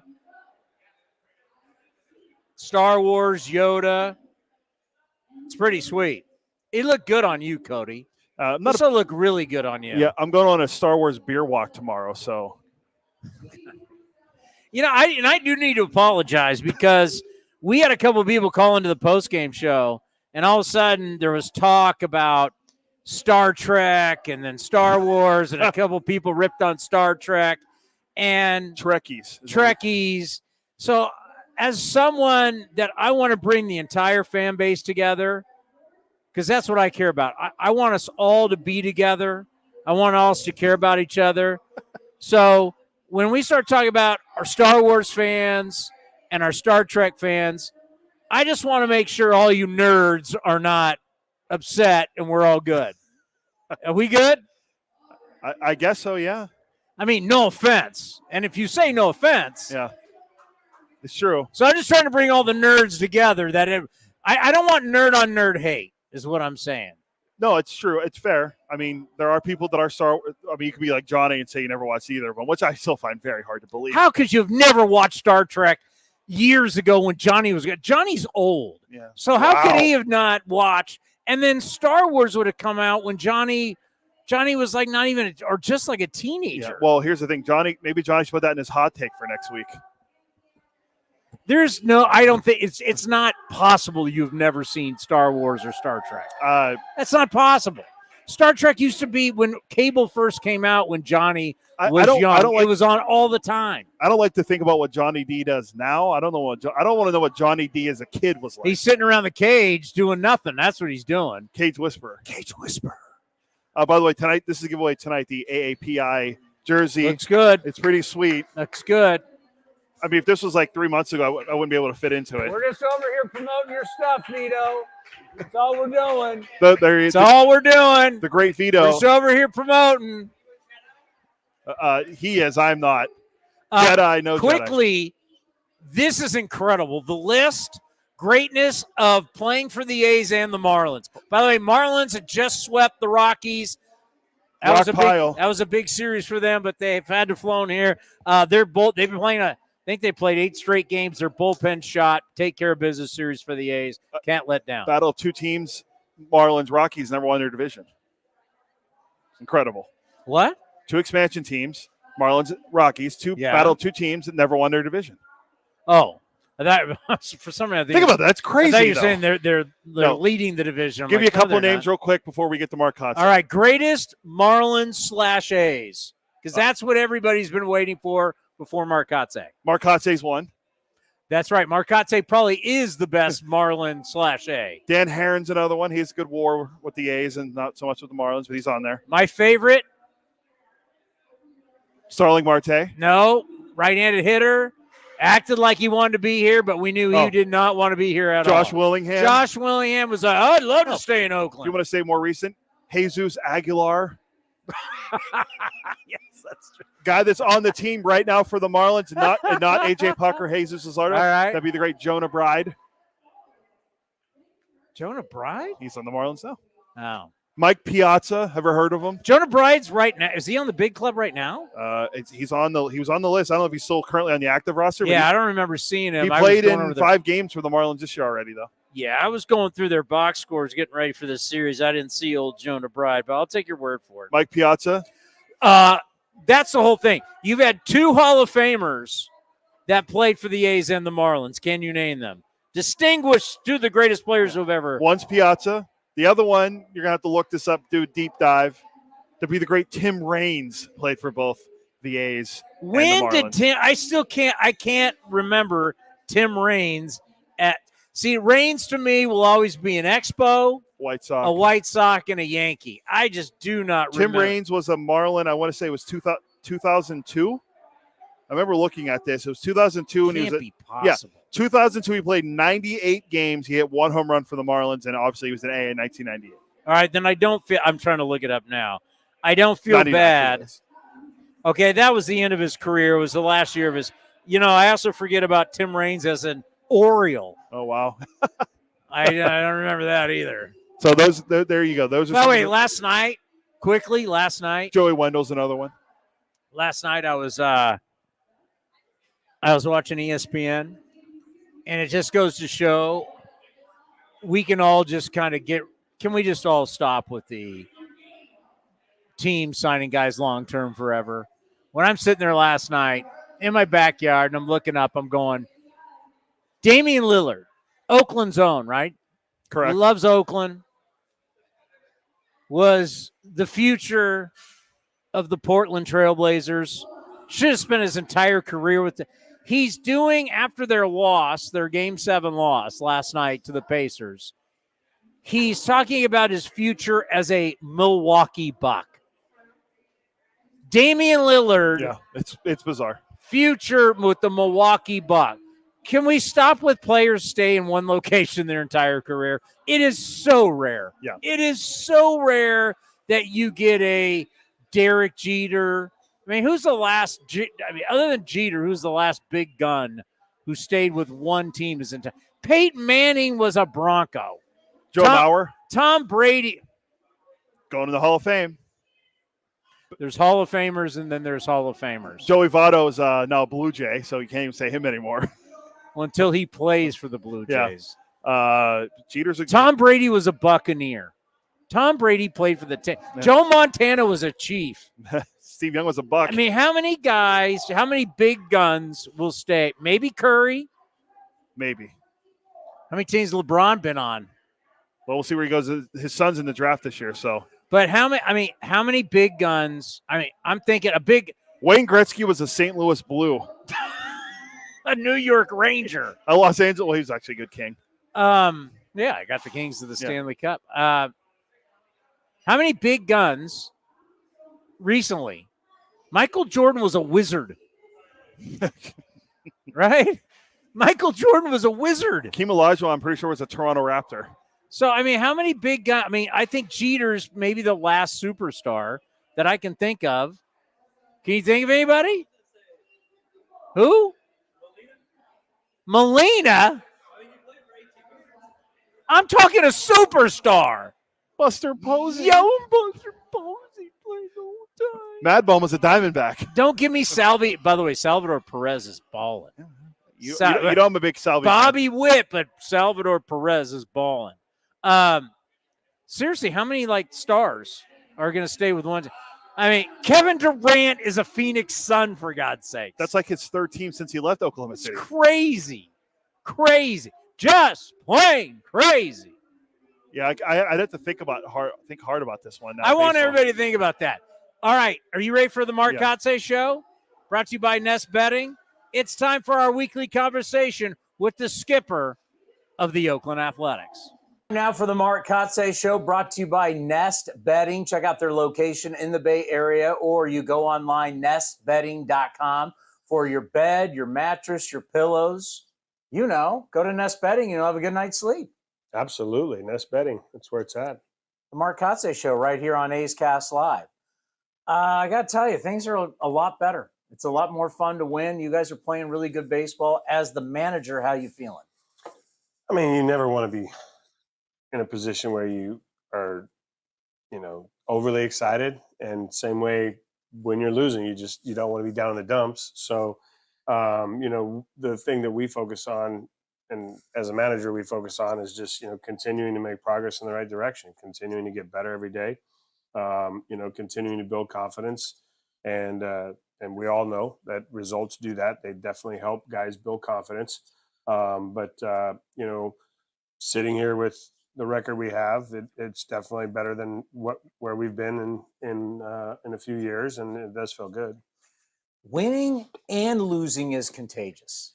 There is something about it. Momentum is, as Ray Lewis said, momentum is real. It is. Talk about just the difference right now with your club versus like where you were last year at this point. Yeah, well, I think, last year, obviously, we know where we were. We were, struggling just to throw the ball over the plate. And this year is complete opposite. This year, we're doing a great job of throwing the ball over the plate. And it's really turned things around. I think, you look at the guys that we brought in, the veteran pitchers that we, felt confident in being able to come in here and provide, one, leadership, and two, the experience factor to have an impact on these young pitchers. And I think we've seen that. Obviously Paul Blackburn getting off to the start that he got off to, we all know he's capable of, but that definitely helped accelerate, where we're at. And, overall, I think there is a different feeling with the pitching staff. There's a confidence about these guys that continues to build, especially in the bullpen. And it's been fun to watch. And knocking on wood here, same 13 guys. Yeah, same 13 guys we started with, which I think, we may be one of the only clubs to be able to say that.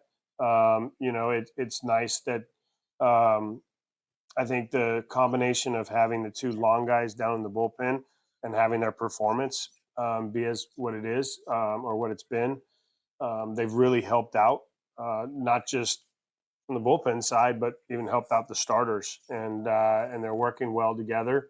And we've been able to manage workloads pretty well and avoid that injury thing. It's an interesting dance. Like when you talk about how big Spence and Mueller have been to help you in a game, but then helps you later in a game. And then I think of like JP Sears when he was going for the no-hitter. Obviously now you're looking for the win. He gives up the hit. All of a sudden you bring the bullpen in. But, recently JP Sears, you had to stay out there a little bit longer because that kind of helps you. Talk about managing the rotation and managing everything, not only for today, but thinking about also the next few games down the road. Yeah, I mean, we're in a stretch here now where we're coming off an off day, so there's some rest, thankfully factored into this week. But we're 3 with the Marlins, and then 4 in 3 days because we have a doubleheader on the backside on Wednesday with the Rangers. And so, you look at the big picture, but you also know the importance of winning each day. And so you balance that with, trying to manage the bullpen, trying to put guys in the best situations to succeed, but also to a certain level, sometimes challenge guys. And I think we did that on Wednesday there in the 8th inning by bringing Michael Kelly in a tough situation to have to get an out. And he managed it and he did it. And so, the more we can put guys in those situations, give them a little taste of that leverage situation, I think we're going to benefit in the long run. They say iron sharpens iron. That road trip, all 3 teams are in first place when you played them. Cleveland off to a great start. We know how tough it is for the A's in New York, those 4 games, and then Baltimore. Just the way your team came out of that road trip, how does this really help them going forward, really attacking that major obstacle, which was that road trip? Well, I think you talked about it, you used the word momentum, and, you talked about that coming off that road trip and, winning the way we did in Baltimore on Sunday, flying back here and coming in to play Pittsburgh. The series speaks for itself in terms of the confidence that I think that road trip built for these guys, being competitive against, all 3 of those teams, unsuccessful against Cleveland, but going into New York, winning the first game, winning the last game coming out of New York and splitting a series that took us to Baltimore, where I think there was some confidence and going into Baltimore and winning in the way we did the first night. Obviously, it helped us tremendously and just continuing to believe and continuing to build that mindset. And I think you're hearing it more from the guys out there, even in the locker room. but there are some guys out there that weren't a part of this club last year. So you think about that with Abraham Toro and Ross Stripling that are talking about, hey, there's a different mindset in this clubhouse this year. I mean, that's great. It's leadership. It's like, that's not something we put into WAR and OPS plus and all those types of things, barrel rates and swing percentage and O%. I mean, leadership. Yeah. Human to human connection. And there's something to that. And you have far more this year than you had last year. Yeah, there's a lot more experience in that locker room. And TJ McFarland's been great. He's been such a great addition into that bullpen. He's a journeyman left-hander. He was here in 20 when we were winning. He's kind of just brought a different side of the game to these guys, to these young kids that, when they walk in every day, they do look over their shoulder if they're not performing. They do understand that they need to perform. There's a higher level of expectation that's built in. And I think it's been great. The leadership is coming from that room, and I couldn't be happier about that. All right, I get asked all the time on the post-game show about all the different lineups. It's not only different lineups, but it's different combinations on defense. So how do you go about that on a daily basis when you're looking at players, different batting order, you're looking at different places to play defensively? Like, how do you go about that on a daily basis? You see this? This is a book. This is a book, a pre-series book. It's got all the information in it. So you got to go through all that. There's a lot of studying done. There's a lot of preparation. There's a lot of communication with the coaching staff. We look to basically align guys for the best success that we can possibly have. Without a lot of experience in the locker room and the lineup, guys don't have matchups against certain pitchers. They just don't see guys enough. It's never one happened. at bat. Yeah. There's two at bats. So, we really look at aligning swing planes. We go deep into, trying to give these guys the best amount of success that we can for them, for the team, for the night. When you're not scoring runs as an offense, you got to change it up. You can't just keep it the same. And, you're looking for those guys. We used Toro at the top of the lineup when Toro was really hot. Then Toro kind of faded off. Well, do we keep him at the top of the lineup and continue to watch that? Or do we try to get somebody else in to try to mix it up, to try to continue to get hot? And so, there's constant communication with the coaching staff and myself. I grind over as much info as I can to put the best possible lineup out. How many times, like you said, sometimes there is no info, or maybe you got so much info that you just go, tonight I'm doing this. Mark Kotsay's doing this. Isn't that what I do every night? Well, I think you guys. Who else does it? Well, I know you do it, but I'm saying the formula. You're going through all this, but sometimes you just got to go. Screw it. I'm doing this.